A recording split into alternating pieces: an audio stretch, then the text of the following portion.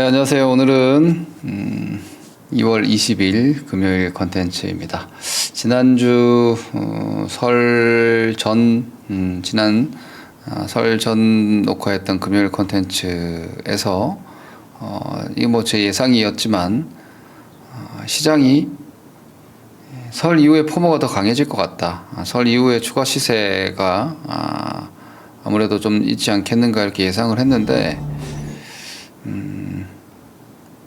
뭐 다행히 그렇게 나오고 있습니다. 참 그리고 우리 이희수님 지난 금요일 컨텐츠에서 새해 복 많이 받으라는 댓글과 함께 슈퍼챗 감사드립니다.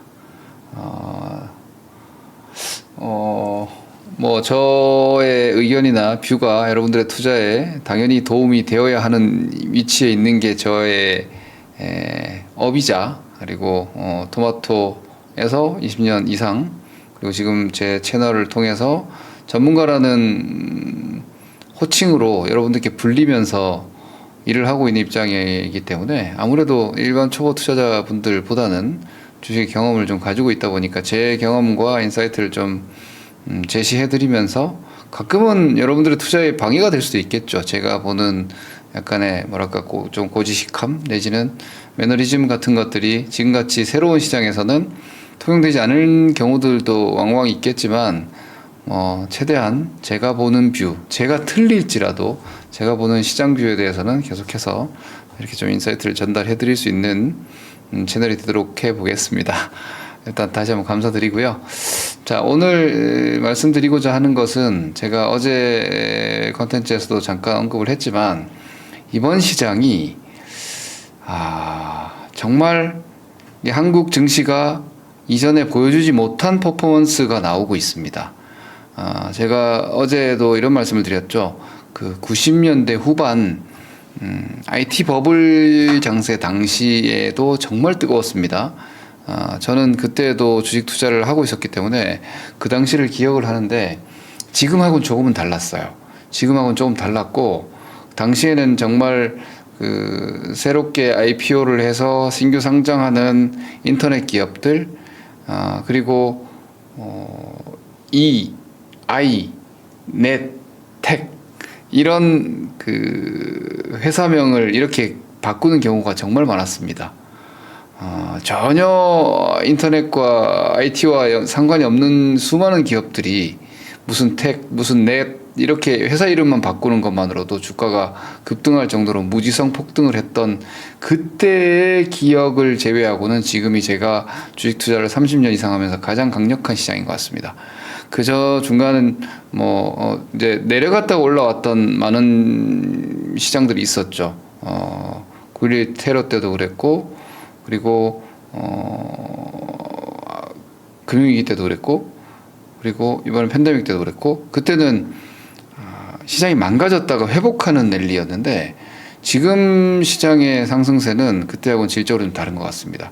제가 보고 있는 현재 장세의 장기적인 근간은요, 여러분, 제일 중요한 것은 머니무브입니다. 머니무브. 이 머니무브라는 게 정말 무서운 얘기입니다, 여러분. 그러니까 이 한국 시장에 한국의 자본시장이 완전히 대변혁기에 들어왔다.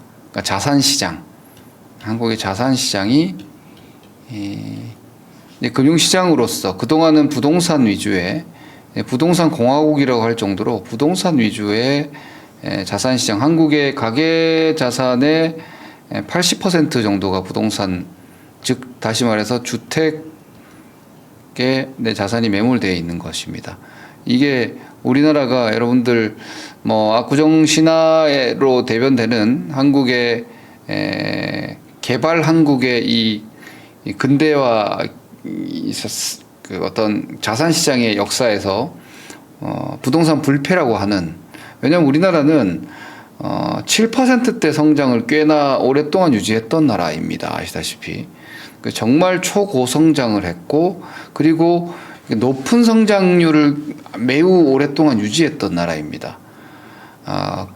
그러한 상태에서 한국이라는 나라 그리고 서울이라는 도시가 이제 전 세계적으로도 핫하고 트렌디한 이런 어떤 그 서울이라는 도시 자체의 워딩에서 오는 이런 세련미 그리고 글로벌 트렌드를 좀 선도하는 이런 K 트렌드까지 어느 정도 믹스되면서 저는 지금 뭐 강남 아파트에 압구정 현대 아파트가 100억이라고 합니다. 그리고 한국의 부동산은 또 재개발이라는 그런 큰 건축 사이클하고도 연동이 되는 거죠. 그런데 모두가 수직 증축이라는 걸 해서 이제 수직 증축한 아파트는 개발 이익이라는 건 없지요. 그러면 그 트로피 효과라는 게 사실은 부동산에서도 뭐 중요한 최상급지는 트로피 효과가 유지가 될 테지만 저는 감히 말씀드리는데 우리나라 PIR로 봤을 때 한국의 서울 상급지 PIR이 이미 30, 40배까지 간 수준은 과하다. 그런 상황에서 현 정부가 이렇게까지 이야기를 했죠. 선거를 포기하면 정책 추진은 훨씬 더 강해진다라고.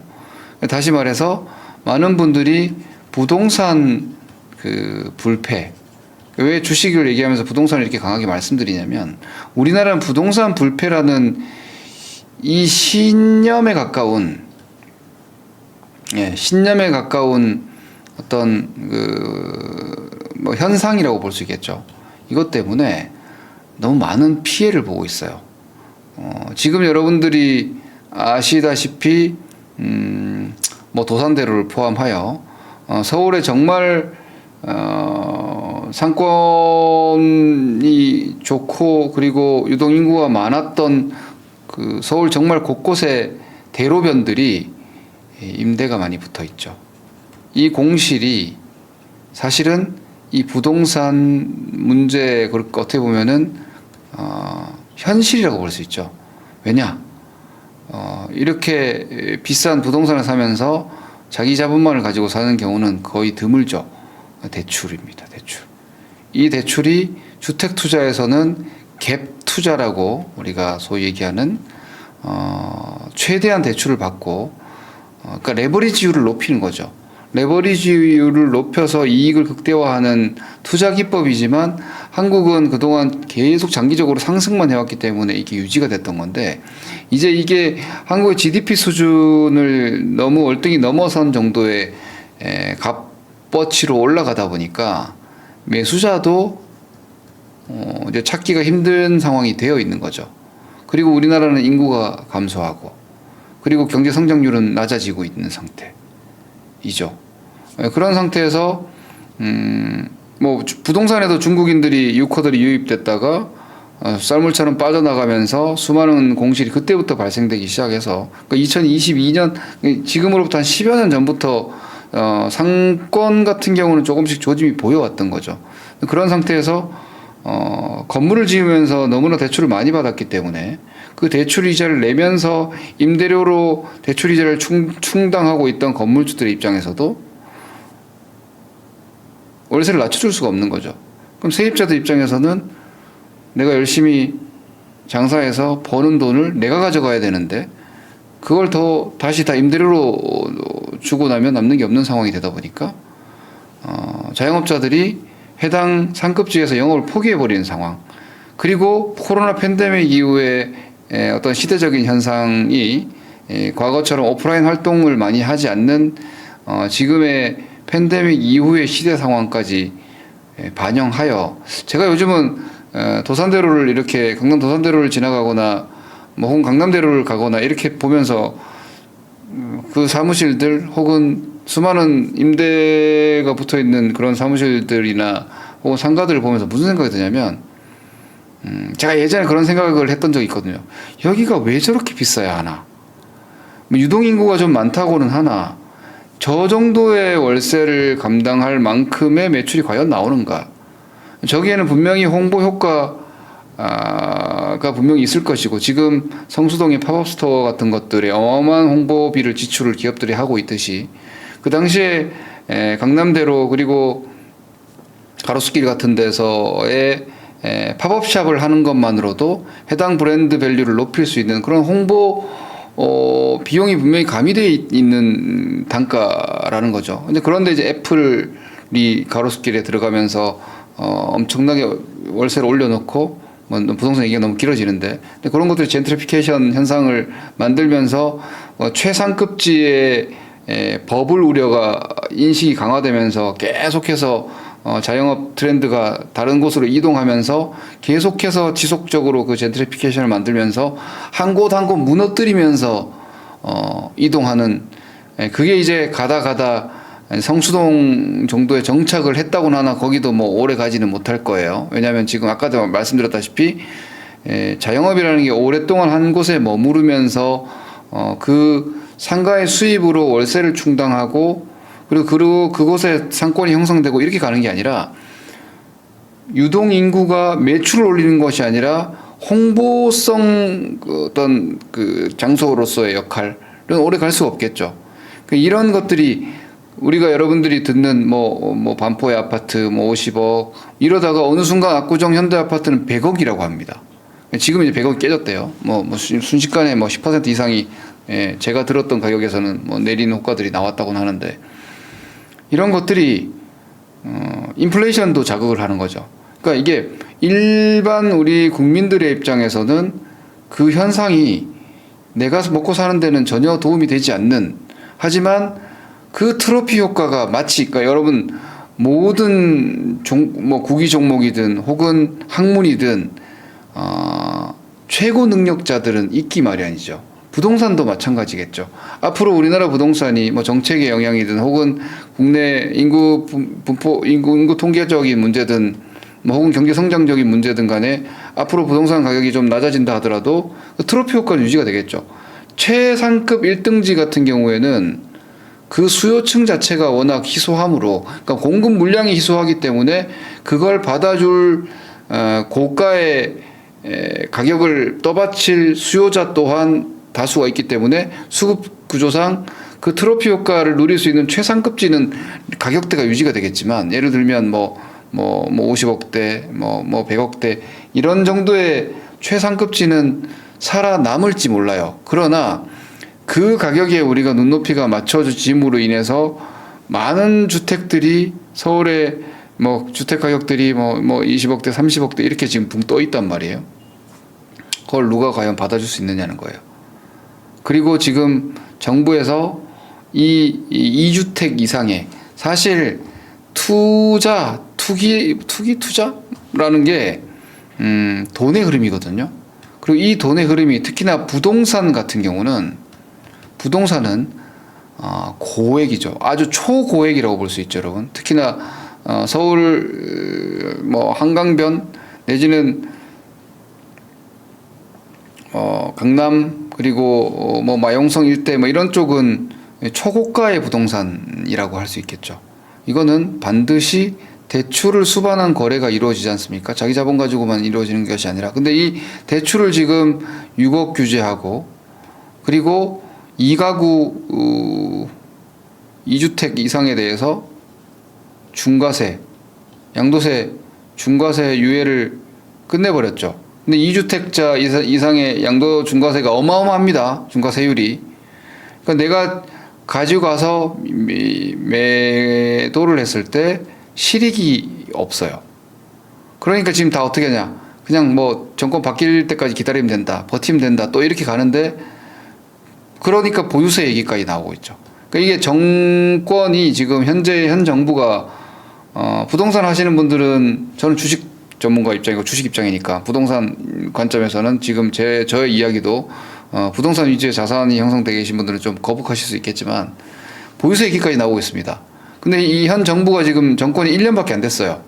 4년이 남았어요. 그죠?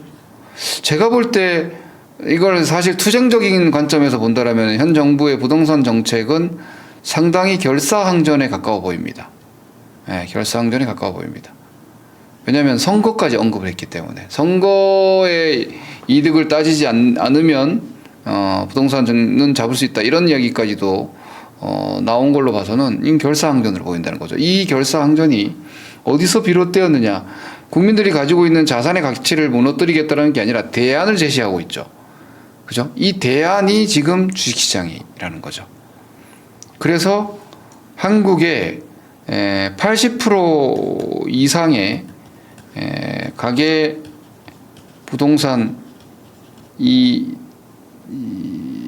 자산의 쏠림을 주식시장으로 주식 자산 그러니까 자본시장으로 돈을 좀 이동시켜서 주식 자산에 그리고 월세 내지는 이자 비용이 아니라 주식 자산을 통한 배당 소득 확대로 연결하고자 하는 이 정책 의지가 분명히 보인다는 거죠.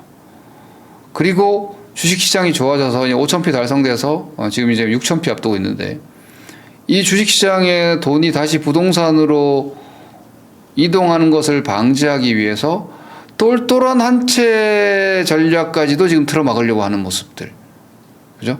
그러니까 실거주하지 않는 원래 부동산 기법 중에서 젊은이층들 같은 경우는 똘똘한 한 채 전략을 어떻게 가져가느냐면 서울의 상급지에 최대한 대출을 받아서 주택을 구매하고 거기에 높은 전세율이 나오니까 전세로 세입자를 받고 본인은 뭐 경기도에 살면서 계속해서 옮겨 타는, 갈아타는 부동산 가격이 올라가면은 그걸 정리해서 거기서 나오는 그러니까 대출을 많이 썼기 때문에 자기 자본 이익률은 매우 높을 거란 말이에요.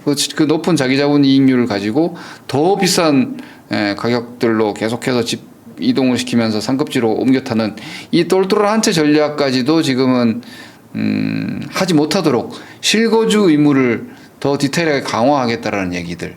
실거주하지 않는 주택에 대해서는 아까 말씀드렸던 보유세, 이런 것들로 지금 향후의 부동산 카드들을 내비쳤다라는 것은 어떻게 보면은 지금까지 수많은 정책적인 부분에서 실패했던 부동산 정책의 틈새들을 다 틀어막아 버리고 있다는 거예요. 그러면서 주식시장은 지속적으로 부양하고 있고 그리고 실제로 부양되고 있고 이러면서 그리고 그동안에 원래 역사라는 게 승리의 역사 아닙니까? 승리의 역사? 다시 말해서 지금까지 부동산이 승리의 역사였죠.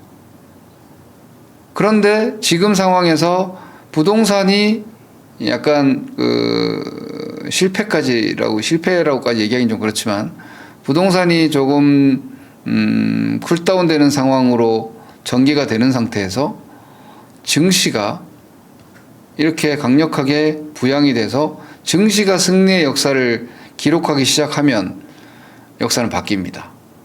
여러분 지금 생각해 보세요. 불과 1년 전만 해도 국장 탈출은 지능순이다 이런 얘기들을 젊은 친구들이 밈으로 해왔습니다. 그리고 많은 사람들이 마치 미국 S&P 500 지수는 그냥 사기만 하면 돈 벌 것처럼 환상을 가지고 있었죠. 세상에 그런 일은 없죠. 세상에 그런 자산도 없습니다. 그러면 지금 우리나라 증시에 일어나고 있는 이런 재반 여건과 현상들을 종합적으로 생각을 해봤을 때 앞으로 우리 투자를 할 때는 앞으로 중요하죠. 앞으로 지금 증시에 발을 담그지 못하고 있는 투자자들이 앞으로의 시장에 과연 유입이 될 것이냐가 관건이겠죠. 저는 지금 앞서 이 부동산, 한국의 부동산 쏠림 현상이 이제 완화되기 시작하는 시발점에 있다고 생각합니다. 아직까지 이게 진행된 것도 아니에요. 그죠? 아직 진행된 것도 아닙니다. 5월 이후에 좀 더 많은 부동산 자산들이 주식시장으로 넘어올 수밖에 없겠죠. 그 이전까지 정리도 될 테고. 그러면 가장 강력한 시세 초석은 결국은 수급입니다. 수급에 장사 없다. 이게 사실은요, 중단기 관점이거든요. 중단기 관점. 중단기 관점이고 가치에 수렴한다. 이게 주식의 장기적인 구조라고 보시면 되거든요. 그런데 지금 현재 제가 말씀드리는 것은 이 수급의 장사 없다. 중단기 관점이 아니라 장기적인 한국의 이런 자산 트렌드가 바뀌고 있다는 거죠. 중단기가 아니라 장기적 관점에서도 수급이 너무나 단단하고 그리고 앞으로도 시장에 유입될 돈들이 너무 많다는 거예요. 왜? 어디서? 부동산에서.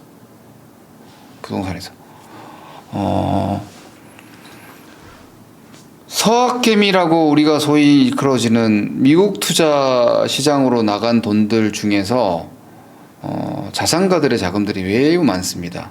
부자들이 왜 부자냐? 돈 냄새를 잘 맡기 때문에 부를 그동안 쌓아 나갈 수 있었던 거죠. 한국에서 가장 쉽게 부를 쌓는 방법은 그동안은 부동산이었어요. 그런데 너무나 뚜렷하게 지금 부동산 시장이 약해지고 있고 여러분들이 수많은 부동산 업자들 그리고 건설사가 대주주로 있는 수많은 우리나라 기성 언론들이 이 부동산 가격을 지탱하기 위한 여러 가지 이 가스라이팅들이 참 많이 있죠. 작은 현상을 크게 호도하고 그리고 이걸 또다시 기회라고 포장하고 있는데 저는 그렇게 보지 않아요. 지금 나타나고 있는 현재 이 머니무브는 일어날 일입니다. 왜냐? 주식은 기업이 있죠. 기초자산이 기업이죠. 기업은 영업 활동을 합니다. 영업 활동은 현금 흐름을 창출합니다. 그렇죠? 그런데 부동산은 뭡니까? 부동산은 값, 즉 가격만 있죠. 그렇죠? 물론 수익형 부동산이라는 것은 임대료라는 것이 나옵니다. 그 임대료가 현금 흐름이죠. 그래서 수익형 부동산은 조금 다른 개념일 수 있습니다. 수익형 부동산은 조금 다른 개념일 수 있는데 이 임대료를 지불하는 주체는 기업이나 혹은 자영업자가 되죠. 그죠? 그러면 이 기업의 비용과 자영업자의 비용이 이 임대료라는 비용을 지불하고도 충분히 현금 흐름으로서의 잉여 현금 흐름이 만들어졌을 때 이 임대료라는 비용을 지불할 수 있는 이유가 유지되는 것이고 그 기초가 유지가 되는 것인데 지금 아까 제가 말씀드렸다시피 지나친 부동산 대출 시장 때문에 그리고 우리나라의 경제 성장률이 그만큼 높지 못하기 때문에 실질적인 실물 경기가 그렇게 뜨겁지 못하고 과거와는 달리 오프라인 시장이 그렇게 크지 않다 보니까 임대료를 그만큼 지불할 이유가 없어지는 겁니다. 그러므로 인해서 이 자영업자와 기업들이 해당 임대료를 지불할 근간이 무너져 있는 것이죠. 그러니 값만이 아니라 현금 흐름이 나오는 수익형 부동산까지 무너졌다는 것은 이건 지금 심각한 거죠. 그런데 주택은 어떻습니까? 주택은 말 그대로 값어치밖에 없습니다. 여러분들이 집에 있으면서 해당 집에서 돈이 나옵니까? 2주택 이상의 보유자가 월세를 놓으면 현금 흐름이 나오죠. 전세를 받으면 그 전세금으로 현금 흐름이 나오죠. 그런데 이 2주택자 이상의 현금 흐름이 나오는 부동산도 막아버리겠다는 거예요. 그러니까 정부 입장이 그거죠. 하지 말라는 건 아니다. 말은 좋아요. 하지 말라는 건 아닌데 그만한 비용을 지불하고 가져가시라. 버티려면 버텨라. 대신 그만한 비용을 지불할 수밖에 없는 정책으로 이제 부동산 세제 정책을 바꾸겠다는 얘기고. 그렇게 되면 이 값이 과연 유지가 될 거냐는 거예요.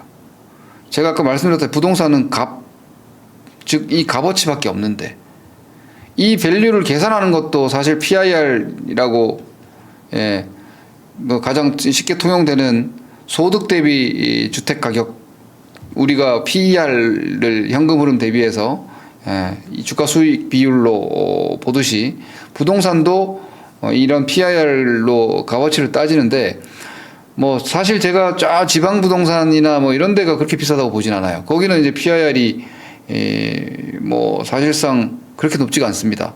그러니까 내가 평생 동안 일을 해서 남는 돈으로 집을 살 수 있어요. 그죠? 예. 지방이나 뭐 이런 데는 30평대 아파트 한 채 정도 살 수 있습니다.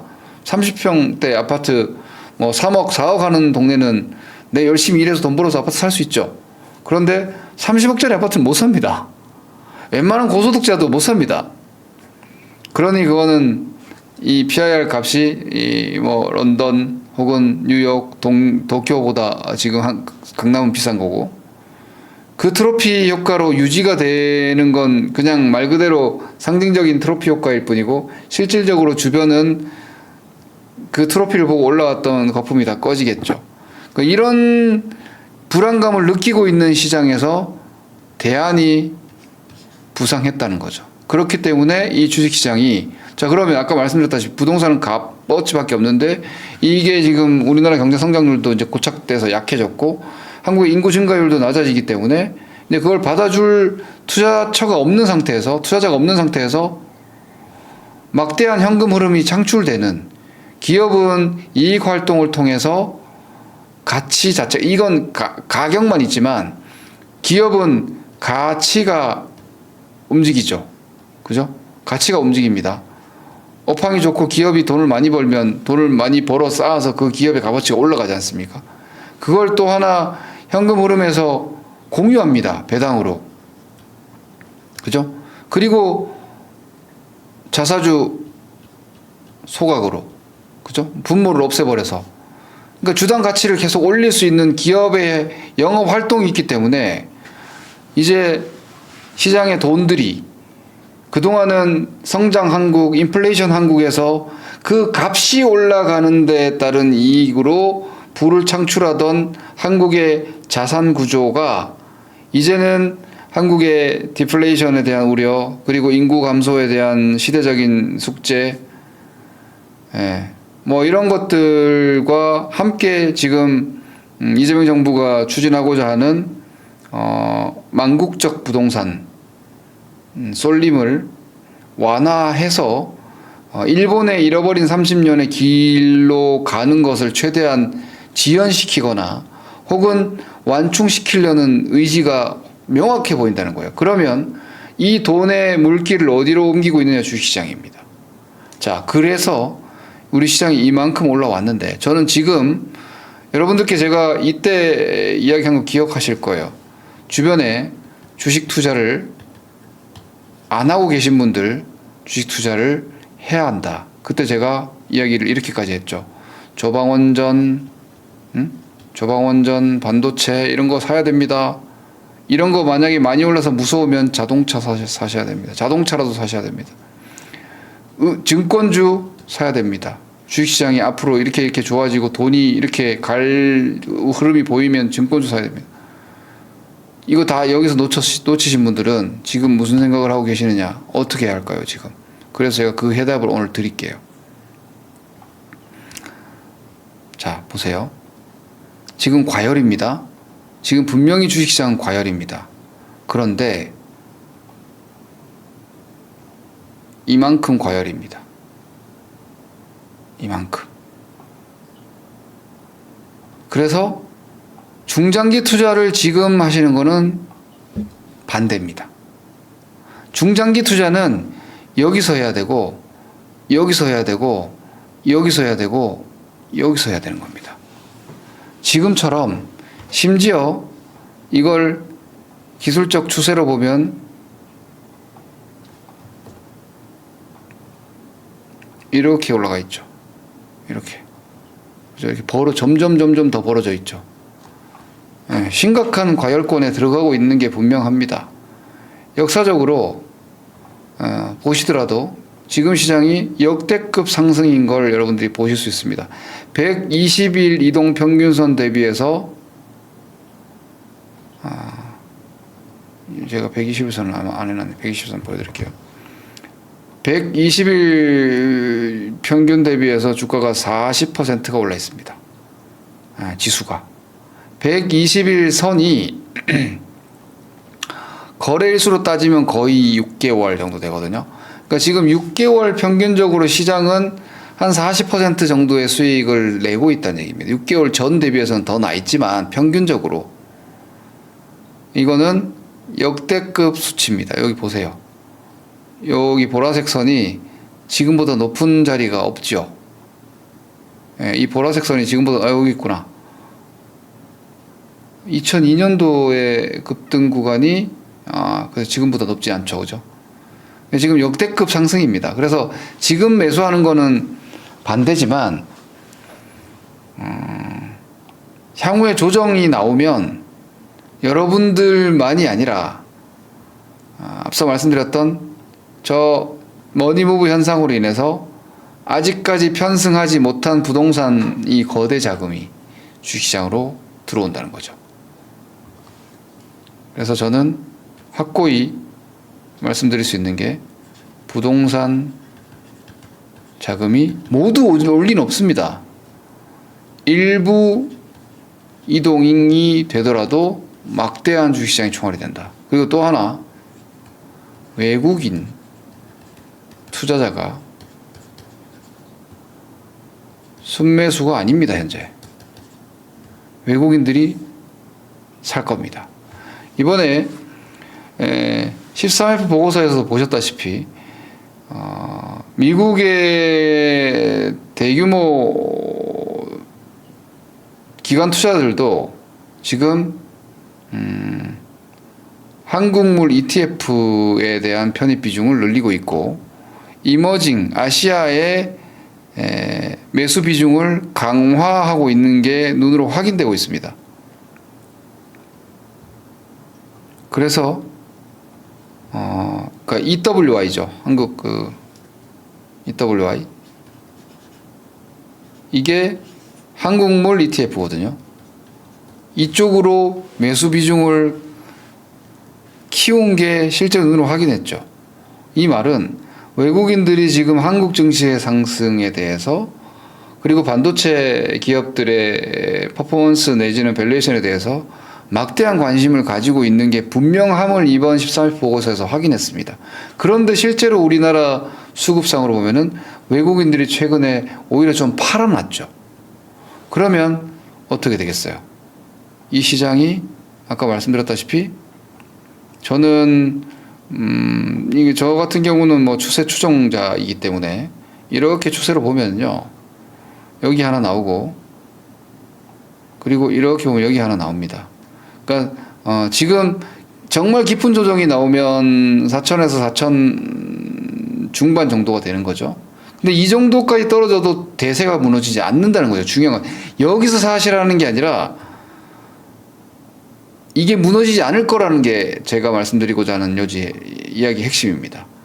다시 말해 여러분들은 제가 공개방송하면서도 항상 느끼는 게 주식이 급등이나 혹은 급락만 있는 게 아닙니다. 완만한 조정도 있고요. 횡보 조정도 있습니다. 네.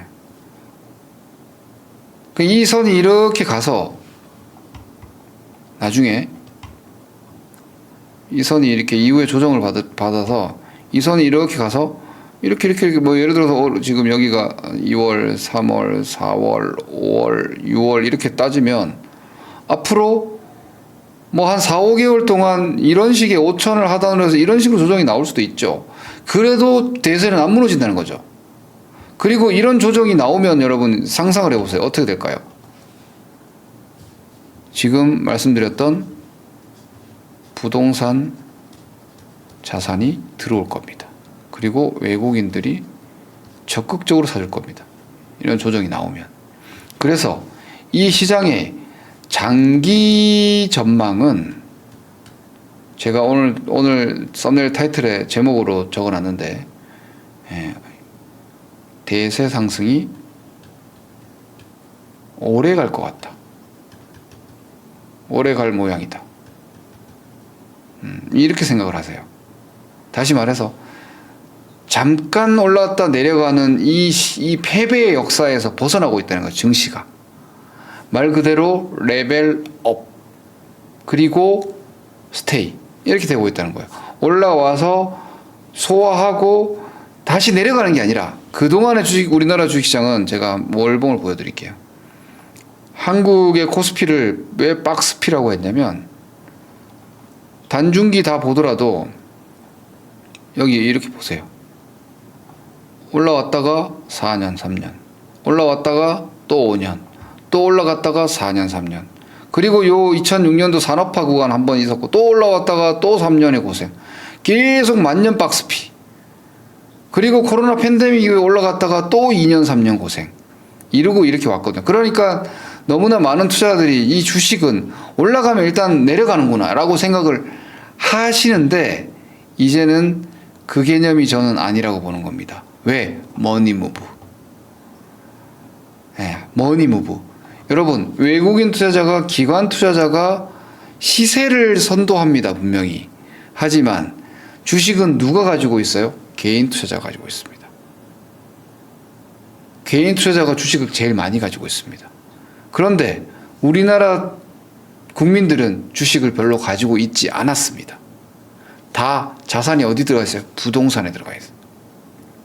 주택대출을 최대한 받아서 그 이자 내느라고 지금 현금 흐름이 안 나와요. 그런데 2가구 이상의 투자자들 위주로 먼저 그 돈이 주식시장으로 이동하기 시작할 수밖에 없는 여건들이 지금 만들어지고 있기 때문에 그런 돈들이 주식시장에 아직도 많이 대기하고 있다는 거예요. 그리고 주변에 제가 설 지나면 포모가 강해진다고 했죠. 저는 이 업계 전문가죠. 그러니까 제가 고향 가서도 얼마나 많은 질문을 받았겠어요. 지금 주식 어떻게 해야 되느냐, 지금 사도 되느냐, 뭘 사야 되느냐, 언제 사야 되느냐. 그리고 가지고 있는 이들은 다 지금 충분한 수익을 보고 만족하고 있어요. 근데 물어보는 게 언제 팔고 떠나야 되는 질문은 거의 없어요. 더 가져가도 되느냐, 아니면 이거 팔면 뭐 사야 되느냐예요. 이건 이제 주식에 대한 관점이 달라졌어요. 제가 오죽하면 부동산으로 꽤나 많은 성과를 낸 지인의 이런 얘기를 들었어요.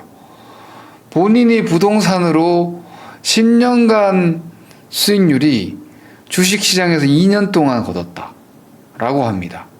그만큼 주식 투자의 지금 매력과 그리고 이 현금 흐름에 대한 충분한 투자자들이 지금 보상이 따르고 있기 때문에 이건 좀 더 확산전이 될 겁니다.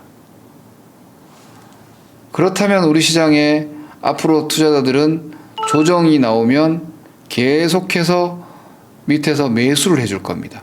그러니까 다시 말해서 외국인들을 포함한 국내 투자자들이 그렇게 대기 매수 자금이 많이 있기 때문에 쉽게 지금의 대세 상승이 끝난다 내지는 비관론 이런 쪽으로는 절대 가셔서는 안 되는 거예요.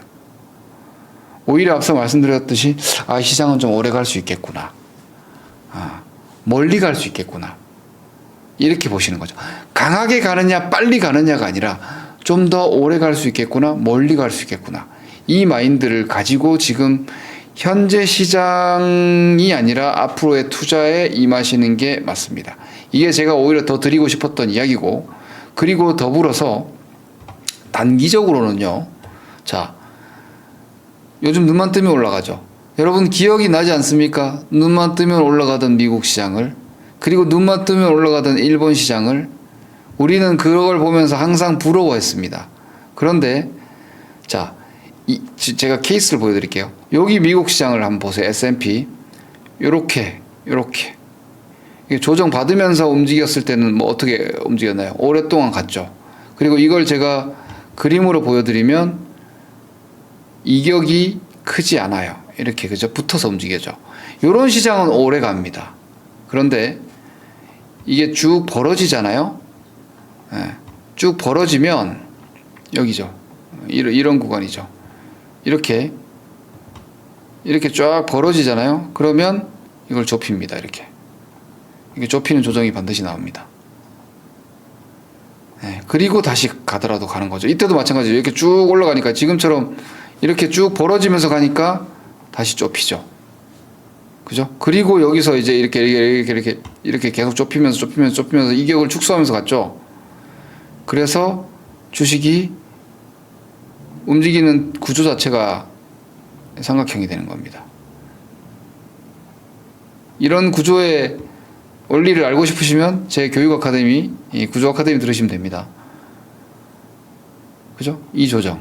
저는 이런 조정 정도는 우리 시장이 곧 나올 걸로 예상합니다. 자, 이런 조정이 나오면 어때요? 이게 바이더 딥이죠. 이 매수죠. 그러니까 우리 시장으로 돌아가서 일본도 한번 보여드릴까요? 똑같습니다. 일본이 여기, 그죠? 이런 식으로 일본이 여기가 지금 우리처럼 올랐어요. 이 당시에도 뭐 세제 혜택 뭐 이런 것들로. 그러고 나서 조정을 보세요. 한 두어 달간 이렇게. 이때는 근데 미국 시장의 대세 상승기였기 때문에 사실 뭐 아주 깊지도 않았습니다. 이 조정이 이렇게 받았죠, 밑으로. 그리고 이렇게 뜨겁게 가니까 또 밑으로 조정을 이렇게 받죠. 이건 당연한 겁니다. 너무나 당연하고 자연스러운 겁니다. 이런 식의 가격 조정이 나온다는 것은. 근데 이 조정이 꺾인 겁니까? 꺾인 게 아니죠. 기술적 조정이죠, 이것도. 우리 시장으로 돌아와서. 제가 이렇게 선을 그었어요. 최대치는, 지금으로서 이야기할 수 있는 최대치는 4,500인데, 제가 뭐, 김도현이 4,500까지 조정 나온단다, 이렇게 가시면 안 됩니다. 이것은 이론적으로 가능한 현재 구간 나올 수 있는 최대 기술 조정인데, 이 정도 나오려면은 뭐 뭔가 글로벌 시장에서 약간 위기론 정도까지 나와야 됩니다. 그래서 여기까지가 아니라 저는 현실적으로는 한 5,000 정도까지의 조정 가능성은 지금 이 구간에서 기술적으로는 얼마든지 있다고 생각합니다. 이 5,000이 이번 12월 달부터 올라온 상승률의 절반밖에 되지 않습니다. 그러면 지금부터는 여러분들이 이제 어떤 생각을 하셔야 되느냐면, 그게 내일이 될지, 내일은 뭐 토요일이지만, 그러니까 다음 주 월요일이 될지 혹은 3월 초가 될지 이것까지 제가 정확하게 예언할 수는 없습니다만, 이제부터 생각을 하셔야 되는 건 손익비입니다. 손익비. 지금 시장이 과열이고 뜨겁기 때문에 이 뜨거운 구간에서 치고 나가는 속도가 꽤나 빠릅니다. 그리고 제가 순환매가 있다고 했죠. 그래서 설 전에 조방원전을 지금은 사도 된다고까지 말씀드렸잖아요. 설 전 지수도 5,600이었는데 제가 조방원전 사셔도 됩니다. 설 이후 조방원전에 대한 순환매도 기대되니까 지금 아직 살 게 많다, 괜찮다, 이렇게 말씀드렸죠. 그리고 실제로 지금 조방원전이 움직였죠. 그러니까 장이 아직도 열심히 돈들이 돌아가고 있어요. 그러나 이게 어느 순간 분명히 브레이크가 있다는 거죠. 그러니까 여러분들이 간과해서는 안 되는 것이, 지금의 시세를 구분하세요. 내가 단중기 대응, 단중기까지 아니야. 중은 뒤로 밀어야지. 내가 단기 전략을 지금 수립을 할 것이냐, 중장기 전략을 수립을 할 것이냐에 따라서 저는 매우 다른 방향으로 가야 된다고 생각합니다. 중장기는요, 보유자 입장에서는 샀다 팔았다가 잘할 자신 없으면 그냥 보유하세요. 제가 아까 말씀드렸죠. 정말 많이 떨어지면 여기까지 떨어졌다가 다시 올라갈 거예요. 제가 이 얘기하는 이거는 올해 연중에 떨어졌다가 연말 다시 가고 내년에 다시 갈 수 있다는 얘기입니다. 큰 대세를 얘기하는 겁니다. 근데 단기 전략은 어느 시점에서 또 조정이 시작될 거예요. 이런 조정이 될 수도 있고, 이거보다 더 깊은 조정이 될 수도 있고, 혹은 좀 옆으로 가는 조정이 될 수도 있어요. 이걸 대비를 반드시 하셔야 됩니다. 왜냐? 지금부터는 제가 느끼는 감으로 이제 5천 지금 800대죠.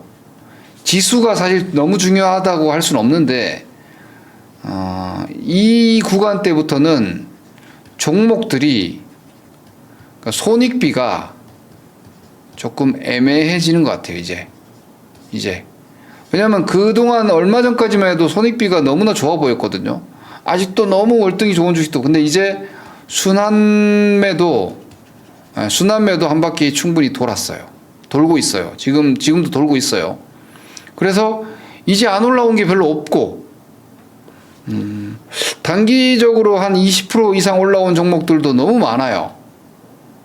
그러면 여기서 20%를 더 먹기가 어려워집니다. 근데 주식이 20% 올라왔기 때문에 반만 조정이 나와도 10%의 조정 여지가 생기고 지수는 제가 현실적으로 한 5천 정도까지 열려 있다. 그러면 5,800이잖아요. 이런 조정이 나가면 이게 한 2개월 동안 가파르게 올랐기 때문에 앞으로 조정이 나가면은 최소한 한 3개월 정도는 좀 뭐 약할 수 있다는 말이에요. 저는 그렇게 보거든요. 그러면 아니다. 미국이 한 5월부터는 다시 유동성 확대 계획이 있으니까 일단 한 5월 정도까지만 잡아봅시다. 그러면은 지금 2월, 3월, 4월 하여튼 3, 4월 조금 경기감을 가질 필요가 있다는 거예요. 그러면 아까 제가 말씀드렸다시피 플러스 10 마이너스 10 정도가 지금 종목별 손익비인데 이것도 지금 매력이 줄어들고 있는데 지수 기준으로 제가 최대 조정을 현재 구간 마디 최대 조정을 한 5천 정도까지 잡고 있거든요. 그러면 5,800에서 5천까지 조정이면 15%입니다. 그죠? 지수 조정 최대치가 15%까지도 가능성이 있다는 거예요. 그러면 종목들은 자칫하면 30%까지도 빠지는 종목들이 여러분들 포트 안에 있을 수가 있게 돼요. 이런 조정이 우려되는 상황이라면 좀 주의를 하실 필요가 있다는 거예요. 그래서 저는 지금부터 여러분들께 추격 매수 금지 의견 드립니다.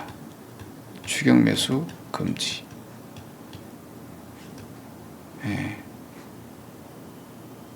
이렇게 말씀드리고 싶고 제 얘기를 듣고 뭐 하방 잡거나 이건 절대 하시면 안 되는 거 알죠? 저는 인버스 매매를 반대하는 사람입니다.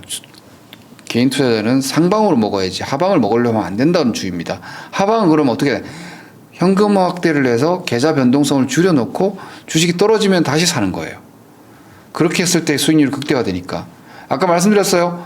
이거 할 자신 없고 장기 투자 가능하신 분들은 굳이 안 팔아도 됩니다. 그냥 가세요. 좋은 주식들이면 그냥 가도 되는데 앞으로도 우리 시장에 들어올 돈이 많다고 말씀드렸죠. 근데 지금 시점에서 단기적인 관점에서 접근하시는 분들은 추격 매수하는 게 아닙니다. 제가 그러니까 오히려 추격 매수가 아닌 조방원전을 매수해야 된다고 말씀드렸죠. 봐봐요. 설 전에 여러분 다 기억하시죠? 조방원전 매수라고. 이거 보세요. 이틀간 이 하나오션 이 큰 주식이 이틀간 15% 올랐어요. 40조가 넘는 주식이. 그러니까 이런 순환매는 지금도 너무나 활발합니다. 근데 이 주식이 지금 과열입니까? 지수만큼? 아니죠. 근데 실적이 좋죠. 그러니까 이런 주식들이 있기 때문에 장이 아직은 안 무너져요.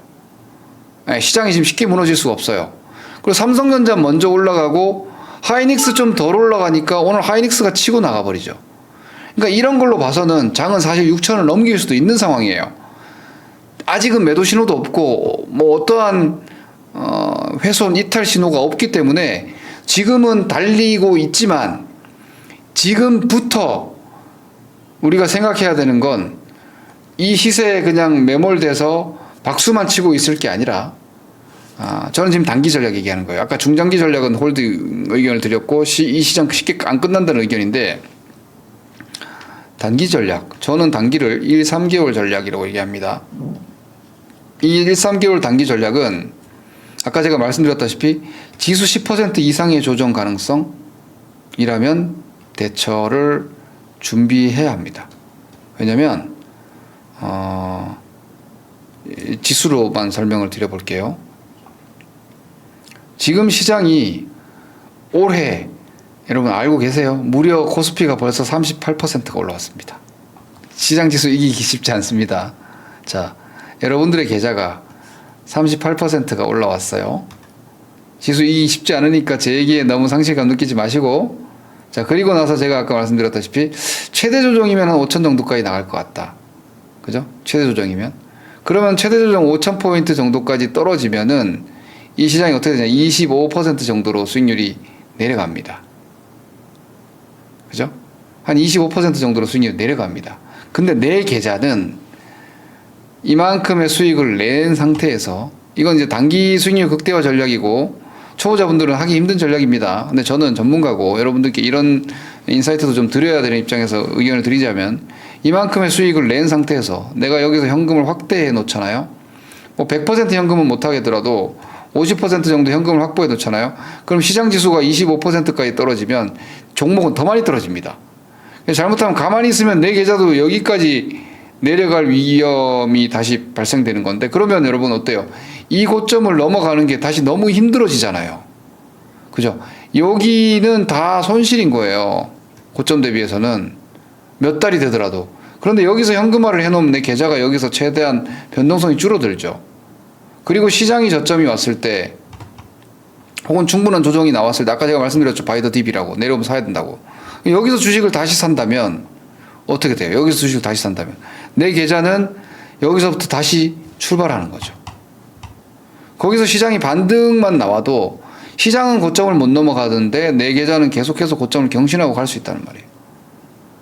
이게 바로 관리 대응의 목표이자 장점인데, 요거 어렵습니다. 초보자분들은 이런 거 시도하다가 물량 다 털리고 뭐 그런 경우도 많이 있는데, 그래서 제가 이런 얘기를 할까 말까 고민을 하지만, 우리 골드크로스 30 채널 김동현 전문가는 중단기 1, 3개월 전략가이기 때문에 주로 실전에서는 저는 주로 1, 3개월 전략으로 매매하기 때문에 이 전략적인 저의 의견을 아니 드릴 수가 없습니다. 5,800입니다.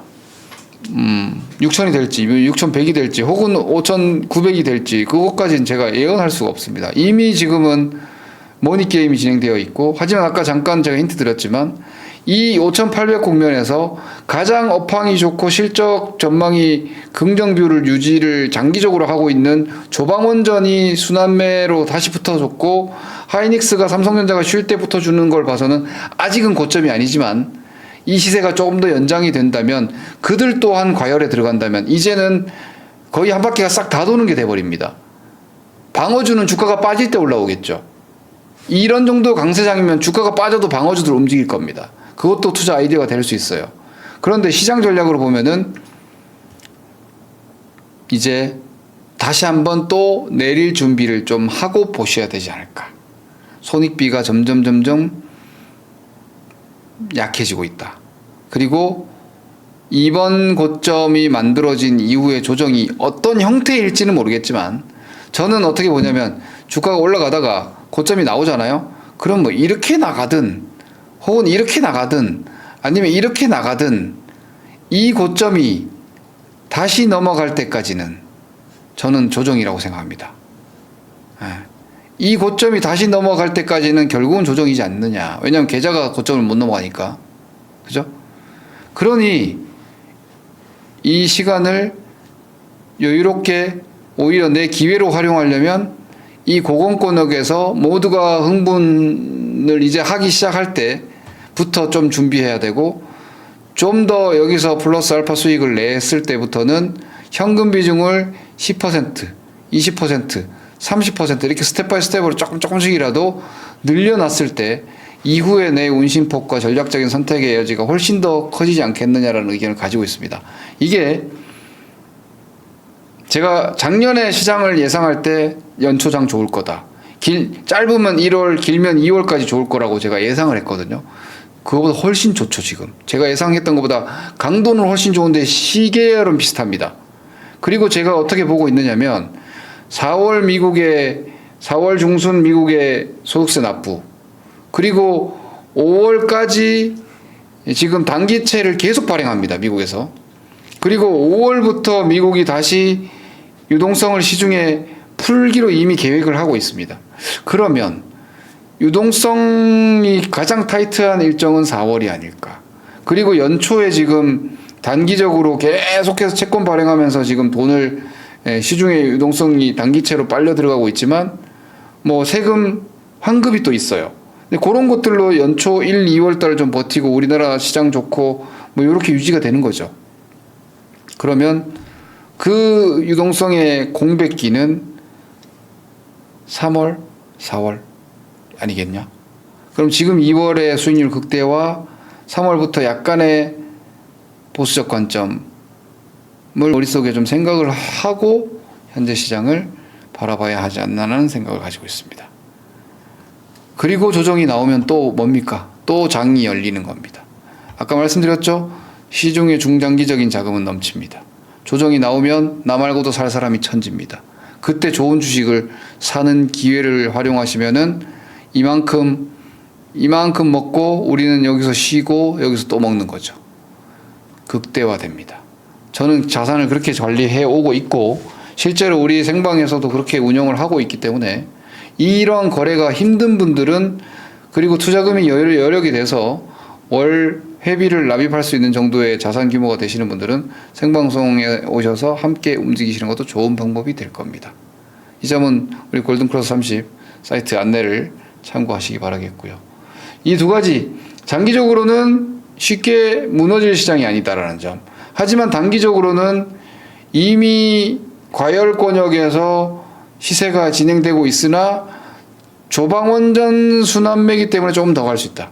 하지만 거기까지 진행이 되고 나면은 진짜 어디선가 버텨줄 곳이 없기 때문에 이제 부분 차익 실현을 해서 단기 기술 조정. 제가 말하는 단기 기술 조정은 한 3개월 내외 조정을 얘기하는 겁니다. 그걸 좀 대비를 할 시점이 이제 다가오는 것 같다라는 말씀을 드리겠습니다. 이 다가옴이 2주, 3주 이럴 수 있습니다. 그러나 우리가 평생 투자함에 있어 2주, 3주는 별거 아니므로 잘 시점은 분할하면 되는 겁니다. 정확하게 맞출 수 없습니다. 시점을 분할하면서 이렇게, 그러니까 내가 가고자 하는 방향대로 움직이는 게 바로 전략 아닙니까? 여러분들이 여러분들의 포트의 운용 방향을 그런 정도의 그림을 한번 그리면서 한번 잘 수립해 보시기 바랍니다. 오늘 금요일 콘텐츠 중에 역대급으로 길게 방송한 것 같습니다. 여러분들의 투자에 이 좋은 장 수익 극대화와 아직 아쉽지만 올라타지 못한 대기 중인 투자자분들께 조금이나마 도움이 되셨길 바랍니다. 주말 잘 쉬시고 다음 주 뵙도록 하겠습니다. 참, 그리고 다음 주 수요일 골든크로스 30 종목 아카데미 있습니다.